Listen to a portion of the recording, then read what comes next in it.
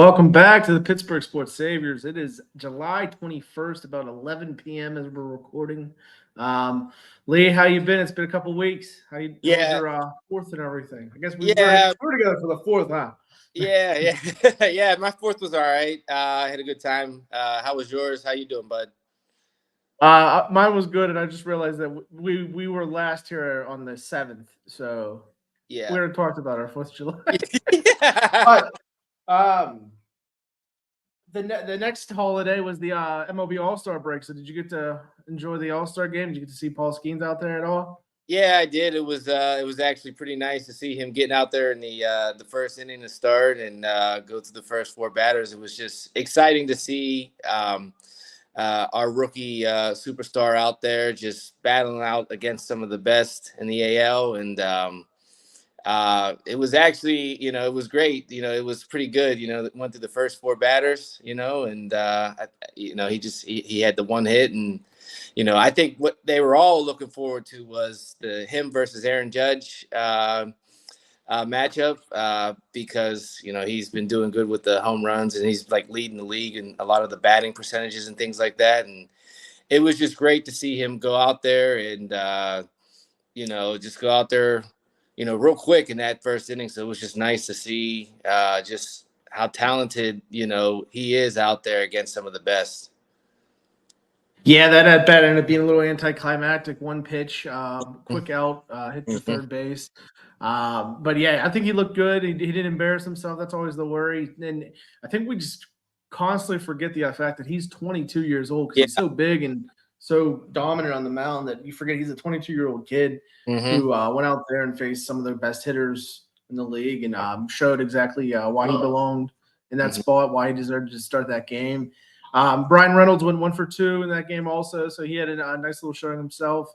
He got in a little later in the game. I want to say like the fifth, sixth inning, somewhere around there. Is the first at bat he had a hit, and then the second one he didn't get on base, but good showing for him. And then the Buccos, they come out of the break and they win 2 or 3 from the Phillies. They're now 8-2 in their last 10, so they've Wow. been on quite a roll. And Yeah. right now they're half game out of the wild card race at 50-49, and they have the Cardinals coming into town, who are currently 2 games ahead of them. So they got a chance to move ahead of the Cardinals with a sweep, and they got Mitch Keller coming tomorrow night, or well tonight after this comes out Monday night, and then we'll have Paul Skeens will make his second half debut Tuesday night. So they got their 2 aces on the mound in a very big series coming up here against the Cardinals. Yeah, it's gonna be a great series. It's been great just to see. They hit 500 right at the All Star break, and now that they're over 500, I mean they're like you said, they're on a roll coming in after this All Star break. I think that they've found themselves into a little bit of a groove. I you'd like to see some sweeps, but them being able to take at least 2 out of 3 of the games in the series, I think it's good, and it's great to see that they're actually you know playing well, and they got a nice rotation with their pitching, and some of these players are actually coming into their form with the with as the season has gone on. Just having the Phillies come into town and taking 2 out of 3 against the best team in the league, I think it's just been it was just a great series for them. Again, like I said, you'd like to see them hit a sweep, but with this team how they're performing, it's I think that they're starting to get into a groove. I think they needed that little bit of a break during the All Star break right there, and to get some rest, and to maybe fix some little things that they had going on into the up to that first half of the season. And I think they're going to come out of this second half. I think they're going to be a different team, and I think they're going to be ready to try to make that wild card push, if not even a push for the divisional title. So it'll be great to see how they come out after this All Star break. Yeah, so there's 7 games out of the division to put that on. The Brewers are still out there at a 57-42 record. Pirates are 50-49, but they're in reach there. And we got now 10 days before the trade deadline. As we're recording, it'll be 9 days when this comes out. And I think there's holes that like they can fill, and it's time to start making some tough decisions. There's some guys that have underperformed so far this season, and there's some spots where they can find players to put in and make a difference on the roster. I think the main thing they'll need to look for is hitting, and I would go outfield is probably the place that they're going to be looking for the most. But you definitely don't want to look into one spot alone there. I think you can. I mean, you got to look in the mirror and say, "Oh, we like these guys," but there's positions in that infield too that you can't just rely on hope and everything. When you're in a playoff race now, I think you still could use an upgrade at first if you can find one. Mm-hmm. I mean, the way Hayes has been hitting, you can look into a guy who can play a little bit of second, a little bit of third, along with the outfield that can fill in on some days where Hayes isn't playing well and he's in slumping. I think you got to look into that, even though he's got a good contract going. Mm-hmm. It's time to look in the mirror and make a decision whether you want to contend or do you want to take this season as it is. And I think you have to try to contend. You have to try to make some additions. Catcher, even though Joey Bart's been playing well, I think there's a lot of spots that they can find an upgrade in, and I hope they go out there and do something. Yeah, hopefully. I'd like to see some nice moves during this trade deadline, and like you said, fill some spots for them and make that potential push for the playoffs, like you said, because this is the time now. We only have a few months left of the season, and it'd be great to see them in there. I think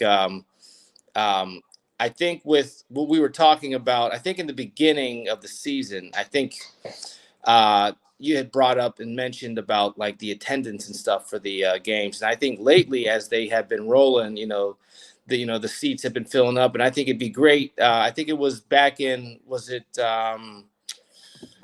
Was it 2013 or 2014 when they had that wild card game, and it was like almost like a sold out. Yeah, they hosted the wild card game for 3 straight years. 2013 is the one you're thinking of, the first blackout, the Cueto game, as they call it. Yeah, that's what you're thinking of. I'm pretty sure. And I think it'd be great for the city to have another nice little sellout like that again, just to have them in the wild card or even just in the playoffs to to fill those seats and to just to bring some more excitement back to the city. I think that they can make some moves and some that they can during this trade deadline and make a great push for the playoffs this season.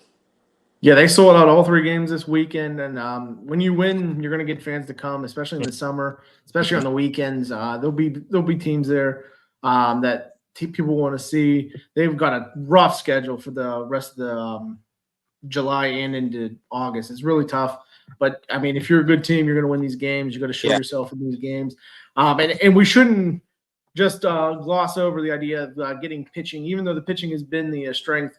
I still think you can get a reliever. If you can get a swing guy, someone who can relieve or can be a reliever and a starter. I'll look for names like that that are out on the trade block. And be interesting to see if they can get anyone like that. But I think they got a shot there. I think right now Baseball Reference has them at a 23% chance at the playoffs. And that's without any moves coming up. And then a couple other places got them like 15%. So that there's still a lot to overcome. The projections aren't looking great for them. I think a lot of it's with what they've done so far and what they have ahead of them on the schedule. But it should be fun. It should be a fun month of August, as long as everyone can stay healthy in the rotation and get healthy. We need Jared Jones back there. We can use Bailey Falter back there. Luis Ortiz has been awesome in the 4 starts he's had lately. He shut down the Phillies last night through 7 innings. He was great. I think he ended up giving up 3 hits, maybe 4, but I think it was 3 hits.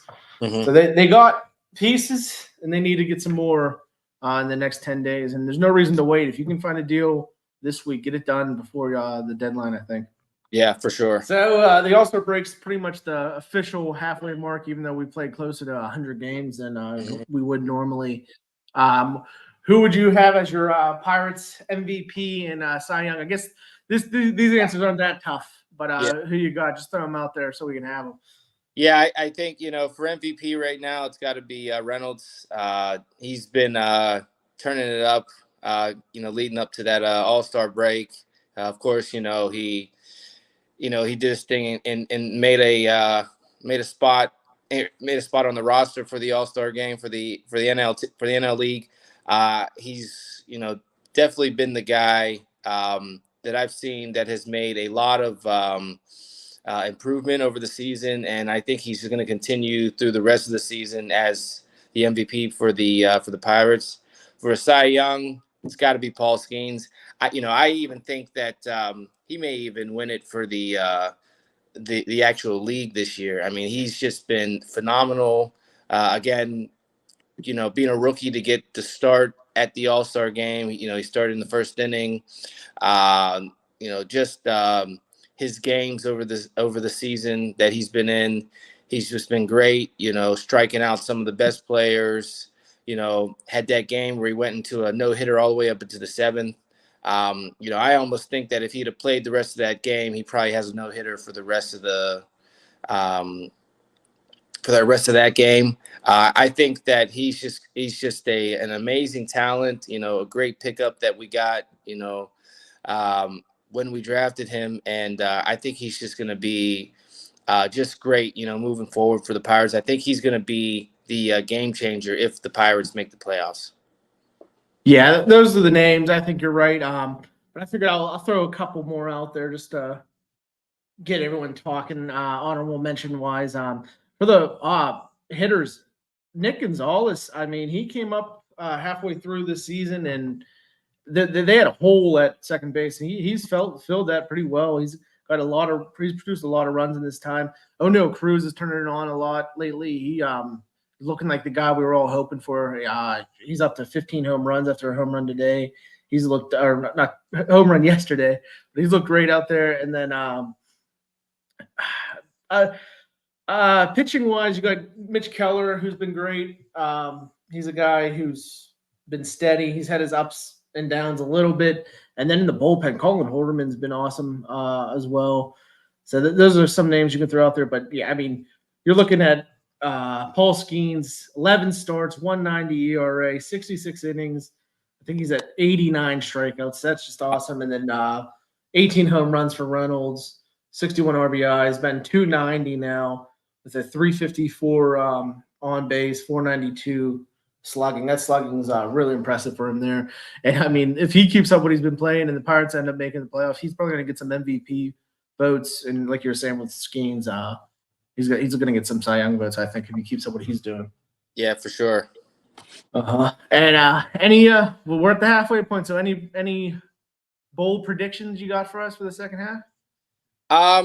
So they 50 and 49. I think at the beginning of the season we talked that for them they at least had to get somewhere in the 80s and 90s wins. I think that that they're going to do that, and I think that even with the tough schedule that they have, Pittsburgh's a city where even with the teams that we have, even when they're in tough stretches, they even find a way to pull through with the the games that they play in their schedule and stuff. And I think that the Pirates are gonna pull through. They're gonna have a couple sweeps, I think, coming down through the rest of the season. It's gonna be tough, but I think that they're going to make that wild card spot and make it even close to actually pulling off a division win. I think that that's what's going to happen coming down the line to the end of the season for the Pirates. That would be impressive if they can pull that off. Like a shorter term bold prediction, I think they will pick up a decent bat at this deadline and someone that they can control. It's not going to be a 1 year rental. It's going to be someone they can find that they can hold on and be part of the offense next year. And then longer term, I don't see the division. I don't think they can make up that much ground. I say if they can remain around 500-ish and September 1st, they'll make the wild card for sure. I think they'll have a strong September if they can get through this stretch in August. So if they're at 500 on September 1st, they'll be in the playoffs come October. That's going to be my prediction for the Buccos there. I like it. Let's move on to these Steelers. start training camp this week. I think players have to come in on Wednesday, and then first practice is Thursday. So we're right around the corner, ready for football season. Lee. Yeah, I'm excited. I can't wait. It's definitely my favorite time of the year. Just to see how this new team is going to be, this new roster, everything that Omar Khan has done. I'm excited to see how this team's going to come together. Again, we talked about it. They have a very tough schedule. They say the third toughest, but I think it might be the actual toughest schedule. Yeah. So it's gonna be exciting to see this team play out, and see how things go for them for sure. Yeah, should be some fun stories. To see who's first week's always silly. You hear about how everyone's in the best shape of their career. So I'm happy to see who that's going to be this year. Yeah. Who's the guy who just changed his whole deal and he's ready to be a starter this year. He's ready to prove himself, take that next step. We'll get all those fun stories this weekend, and I'm sure we'll share them for everyone next week. Should be some good interviews coming up Thursday and Friday. I think we'll get some good content to go around with it for that. Not too excited by the fact that they have not picked up a receiver we've talked about before. Mm-hmm. The Athletic came out and made Brandon Ayuk trades for everyone that has a need at receiver. And for the Steelers, their offer, I don't know if you've heard this yet, was Alex Highsmith and Dan Moore for Ayuk and a 6th-round pick. What do you think of that idea? Oh, man. I mean, to lose Alex Highsmith, I think that Alex Highsmith and TJ Watt are the best, edge rush duo in the league. And to give that up, I mean, it would hurt. The Steelers are good at drafting linebackers and edge rushers and things like that. It's a decent trade. Dan Moore, we talked about it. He's not in his prime anymore. It would be. He's 26, I think. Poor Dan guy. Moore? He's like 26 or 27. He's in his prime. He's just prime. not good enough.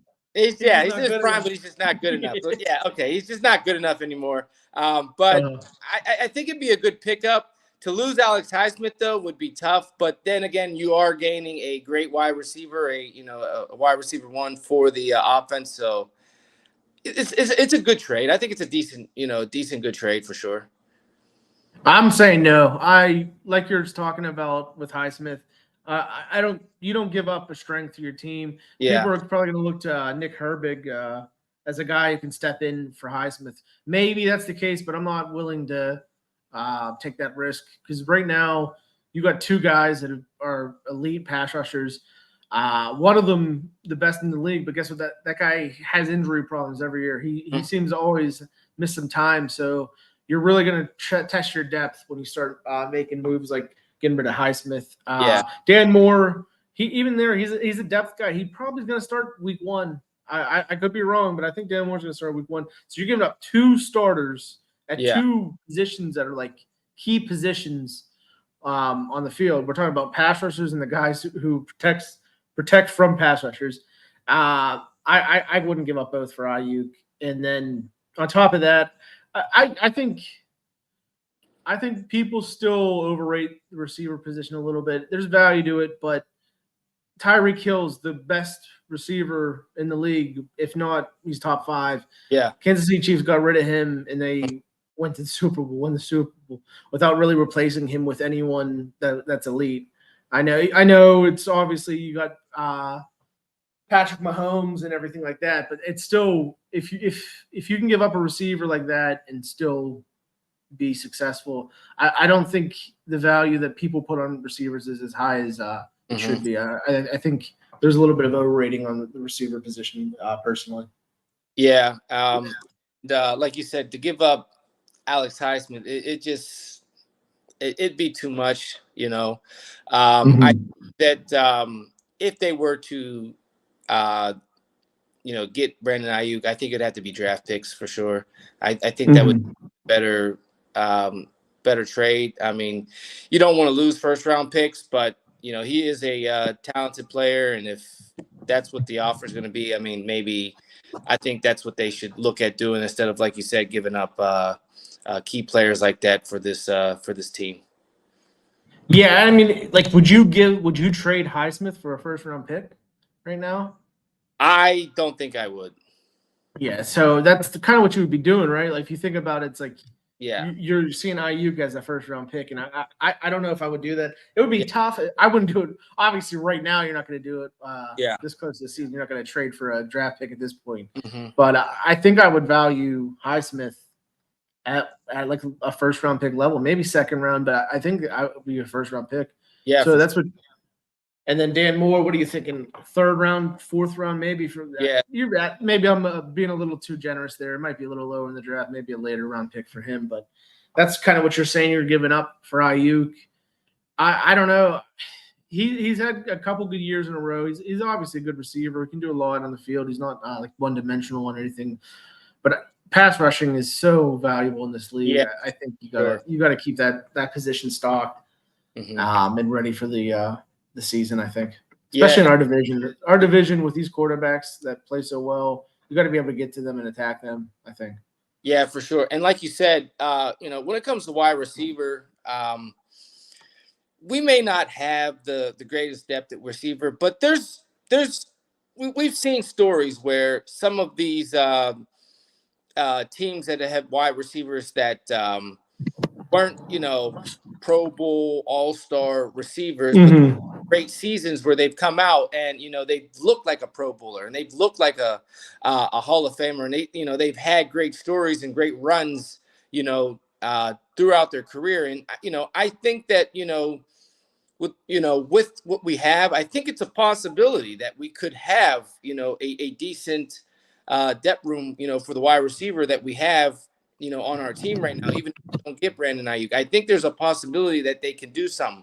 Will it be the great, wide receiver room that we want? No, but I think it's a possibility that, some of these guys could come out and shine and show that, okay, yeah, I was overlooked and I'm not like a Justin Jefferson. I'm not like a CeeDee Lamb and, things like that, but I can actually outshine some of these players and actually, prove to the league and to the team that I am a great wide receiver. Yeah, someone's going to catch the ball. Someone's going to get their catches. Pickens is probably going to end up with close to 100 catches. I mean, that sounds a little crazy just because of the yards per catch that he's going to grab. Yeah. So maybe it's close to 80 catches, 1,300 yards, something like that would be nice to see from him. And then someone else is going to have to catch the ball. It's just the fact of the matter. The thing is, it was whether or not it's going to be efficient offense or we're going to have a lot of stalled drives. And then every once in a while, we'll hit a big play with one of these younger guys who have some talent but haven't proven themselves. And I question whether or not they're going to be guys that you can rely on in big situations. We'll see. We'll see what happens there. It just feels like they had to have had another plan this offseason when they gave up Deontay Johnson, and it must have fell through, or maybe they just love a guy like Roman Wilson or something. I don't know what it is, but they decided they're going to go with what they got, and we'll see what happens with it, I think. Yeah, for sure. It'll be interesting preseason just to kind of see as it's coming up to see how some of these players are fitting into their roles and to kind of see how the season's going to go. The last thing we can talk about real quick is that Rob King's been named the play-by-play guy. Who cares about Rob King, to be honest? He's all right. He's a good guy. Yeah. He's done a lot of Pirate pregame and post games for that's probably his majority of his career is doing that. But what are your final thoughts on Bill Hillgrove? You have anything for us on Hillgrove? It was great while he was there, and hopefully with things coming out with the season, hopefully this will be an interesting, fun one with Rob King. We'll see what happens. Yeah, it's gonna be weird to hear a different voice if you're on the radio. I mean, at this point, we're watching TV, and it's not lied to ourselves about that. But they're definitely different personalities. Hillgrove's got up in age, obviously, but that voice is way more iconic than what we're gonna get from Rob King. And I guess it really doesn't matter at this point. Yeah, no one's yeah. no one's got the radio. I think once you lose Myron Cope, Mhm. obviously I remember growing up, people always talking about turning the volume down on the TV and listening to Myron and Hillgrove. So it Yeah, is an end of an era for the old Yeah. heads out there. We're young Yeah. enough that we can get over it, but hopefully you can get over it too. yeah, for sure. But Sure. Yeah. great career for Hillgrove. Mhm. He can go on and enjoy his Sundays now. I think Yeah. it'll be good for him. Yeah, for sure. Yeah, one other thing, Uh-huh. the Olympics are going to be coming up, for Uh-huh. Team USA, and they've been looking pretty good for the basketball team. I've seen some of the highlights. I haven't been able to catch too many of the games, but the You highlights. said it's been looking good? Yeah, they've been looking really good. South Sudan took them down to the wire yesterday. I know. What they are were you talking about? they were a 43.5 point favorite in that Yeah, game. what are you talking about? They're looking good. They're Not looking pretty even good. just the I the think- Sudan, the South Sudan. Yeah, Not even the entire country of Sudan. they want to give us suspense. Oh, okay. Yeah, they were a layup away from losing to South Sudan. They got a shot off at the buzzer. Yeah. Layup. They were at the. What are we talking about? They look They good. look pretty good. They look pretty good out there. Which game? Which game? They look pretty good. And then the women's team lost to the WNBA. Also, Yeah. that didn't make the team. Yeah. So both these teams don't look like they're off to a great start. I mean, South Sudan. What are we talking about? It'll be exciting to see. All right, Lee. It'll be exciting to see USA, USA, USA.